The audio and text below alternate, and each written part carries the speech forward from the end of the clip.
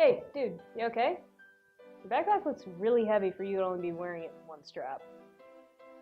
Here, sit down. I will tell you the dangers of wearing your backpack with one strap and how you should be wearing it.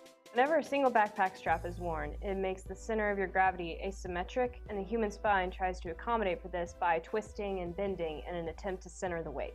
This makes single-strap backpacks and messenger bags especially bad, since they're designed to focus weight on one side, putting extra strain on the spine as it attempts to even itself. It's important to wear both straps in a proper manner, even if the one strap does look admittedly cooler. When choosing the backpack, you have to make sure the backpack loves you just as much as you love it. It's important to note the strap width.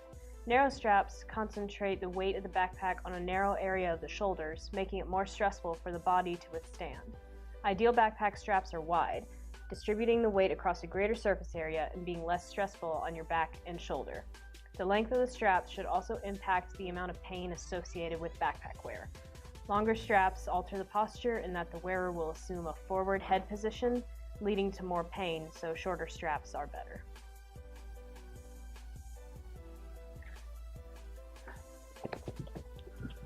Hey man, are you okay?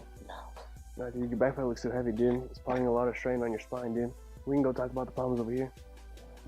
The common problem with heavy backpacks is that they put strain on the spine, cause balance problems, and possible back muscle problems. When carrying a loaded backpack in an upward stance, it causes immediate changes in the spinal curvature, decreasing its repositioning ability of the spine.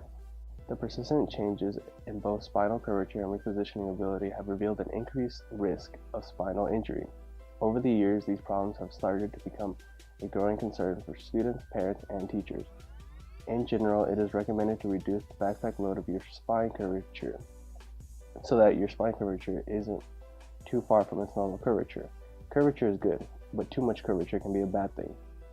In a recent study done on 10 healthy male college students from the Hong Kong Institute of Education, a multi-objective analysis for asserting simultaneous changes in regional spinal curvature under backpack carriage load was analyzed.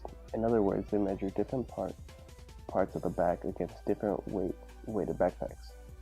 The spinal curvature degrees of the head-on-head lordosis, upper thoracic kyphosis, lower thoracic kyphosis, and lumbar lordosis were analyzed. Lordosis is when your spine is bent inwards, and kyphosis is when your spine is bent outwards. Simple. Some interesting points from the study were that there was a significant decrease in the upper thoracic kyphosis and lower back lordosis under all loaded conditions, and a significant increase in the lower thoracic kyphosis, but at 15% only. Using a goal programming model, the study found the minimum and maximum points at the different points in order to find the optimal solution. That the most critical backpack load is 13% of the body weight for a healthy male college student. My assistant went ahead and took into account your body weight, and we decided to get you this new backpack, and it weighs less than 13% of your body weight.